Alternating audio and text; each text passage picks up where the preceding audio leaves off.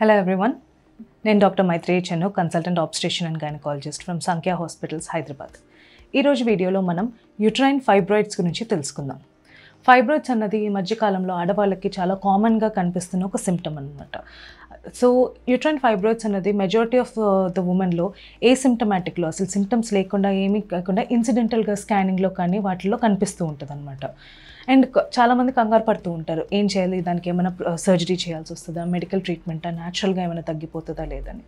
So ఈ వీడియోలో మనము అసలు ఎందుకు వస్తాయి యూట్రైన్ ఫైబ్రాయిడ్స్, దానికి ట్రీట్మెంట్ ఎలా చేసుకోవాలి, అండ్ మనకి సర్జరీ అన్ని ఫైబ్రాయిడ్స్కి అవసరమా లేదనేది డీటెయిల్గా తెలుసుకుందాం. సో యూట్రైన్ ఫైబ్రాయిడ్స్ అన్నది గర్భసంచి లోపల ఒక గడ్డల్లాగా వచ్చే ఒక ఇదన్నమాట ఫైబ్రాయిడ్. సో ఈ ఫైబ్రాయిడ్ అన్నది మనకి it is a non cancer growth. So very rare సినారియోస్లో వెరీ లెస్ దెన్ 0.1% వాళ్ళకి మాత్రమే అది క్యాన్సర్లో మారే అవకాశం ఉంటుంది. దాన్ని లియోమయోసార్కోమా అని అంటాం అనమాట. సో అవి వెరీ రేర్ కాబట్టి మెజారిటీ ఆఫ్ వాటి అన్నిటికీ ఇట్స్ అ బినైన్ గ్రోత్ అన్నది. సో ఎందుకు వస్తుంది మనకి ఫైబ్రాయిడ్ అన్నది ఎందుకు వస్తుంది అన్నది ఎవరికి సరిగ్గా తెలియదు. బట్ కొన్ని రిస్క్ ఫ్యాక్టర్స్ అయితే ఉన్నాయన్నమాట. బరువుగా ఎక్కువగా ఉన్న వాళ్ళకి, ఫ్యామిలీ హిస్టరీ అంటే మీ మదర్ కానీ సిస్టర్ కానీ ఎవరికైనా అలాగా ఫ్యామిలీ హిస్టరీ ఆఫ్ ఫైబ్రాయిడ్స్ ఉన్న వాళ్ళకి ఉంటే మీకు వచ్చే రిస్క్ అన్నది ఎక్కువ ఉంటుంది, అంటే జెనెటిక్ ఫ్యాక్టర్స్ ఉన్న వాళ్ళకి. అండ్ ఇంకొక కారణం ఏంటంటే ఓవర్ వెయిట్ ఉండడము. అండ్ ఎందుకంటే ఫైబ్రాయిడ్స్ అనేవి ఈస్ట్రోజన్ డిపెండెంట్ ట్యూమర్స్ అనమాట. సో ఇంకా దాంతోపాటు ఎథ్నిసిటీ, జనరల్గా ఆఫ్రికన్ అమెరికన్స్కి ఎక్కువగా ఉండడము, ఎర్లీ మెనార్కి పీరియడ్స్ తొందరగా స్టార్ట్ అయిన వాళ్ళకి, అలాగా కొన్ని చాలా రిస్క్ ఫ్యాక్టర్స్ అనేవి ఉంటాయన్నమాట. సో ఈ ఫైబ్రాయిడ్స్ అనేవి లొకేషన్ బేస్డ్ బట్టి మనకి ట్రీట్మెంట్ సిమ్టమ్స్ అనేవి వేరీ అవుతూ ఉంటుంది. సో మోస్ట్ కామన్ ఫైబ్రాయిడ్ అనేది ఇంట్రామ్యూరల్ ఫైబ్రాయిడ్, అంటే గర్భసంచి యొక్క మసిల్స్ మధ్యలో ఉండే ఫైబ్రాయిడ్ని ఇంట్రామ్యూరల్ ఫైబ్రాయిడ్ అని ఉంటుంది. సో ఏ ఫైబ్రాయిడ్ అయినా ఇక్కడ నుంచే గర్భసంచి మసిల్ నుంచి స్టార్ట్ అయ్యి ఉంటుంది అనమాట. సో అక్కడే పెరిగి గర్భసంచి పెద్దగా అయ్యే అవకాశం ఉంటుంది అనమాట.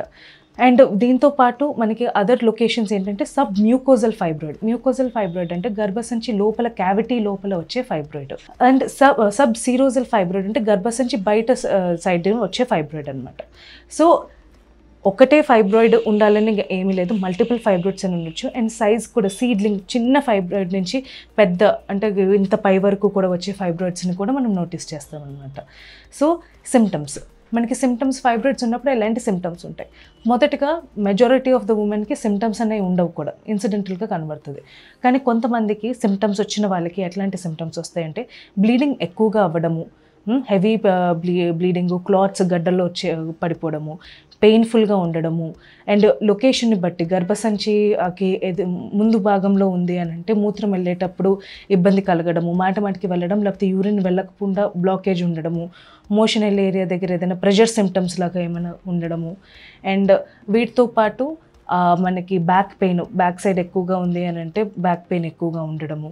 అండ్ ప్రెగ్నెన్సీకి ప్లాన్ చేస్తున్న వాళ్ళకి ఇన్ఫర్టిలిటీ ఇష్యూస్, గర్భసంచి అందులో సబ్మ్యూకోజల్ ఫైబ్రాయిడ్స్కి ఉన్న వాళ్ళకి ఇన్ఫర్టిలిటీ ఇష్యూస్, తర్వాత ఈవెన్ ప్రెగ్నెంట్ అయినా కూడా మిస్క్యారేజెస్ అన్నయ్యే తొందరగా అవ్వడము, బేబీ గ్రోత్ సరిగ్గా అవ్వడము, ప్రెగ్నెన్సీలో కాంప్లికేషన్, రెడ్ డీజనరేషన్ అనే కాంప్లికేషన్స్ అన్నీ ఉండడము అనేవి మనం నోటీస్ చేస్తూ ఉంటాం అన్నమాట. సో మనకి దీనికి ట్రీట్మెంట్ ఎలా ఉంటుంది? సో ఫస్ట్ మనకి ఎన్ని ఫైబ్రాయిడ్స్ ఉన్నాయి, వాటి లొకేషన్ ఎక్కడున్నది, గర్భసంచిలో ఏ భాగంలో ఉన్నది, ఏ టైప్ ఆఫ్ ఫైబ్రాయిడ్, మీ వయసు, ఏం సిమ్టమ్స్ చేస్తుంది, మీకు ఫ్యూచర్లో పిల్లలు కావాలా లేదా అన్న ఈ ఫ్యాక్టర్స్ని బట్టి మనకి ట్రీట్మెంట్ అన్నది డిసైడ్ అవుతుంది. ఇన్ కేస్ మీకు సిమ్టమ్స్ ఏమీ లేవు, ఏం ప్రాబ్లం రావట్లేదు, ఇన్సిడెంటల్గా కనిపించింది అని అంటే మాత్రం మనం దాన్ని పట్టించుకోవాల్సిన అవసరం లేదు, ట్రీట్మెంట్ కూడా తీసుకోవాల్సిన అవసరం లేదనమాట. రెగ్యులర్గా ఫాలోఅప్ చేసుకుంటూ, స్కానింగ్ చేసుకుంటూ, సైజ్ ఏమైనా పెరుగుతున్నా, సిమ్టమ్స్ ఏమైనా మళ్ళీ వస్తుంటే అప్పుడు ట్రీట్మెంట్ తీసుకోవాల్సి వస్తుంది.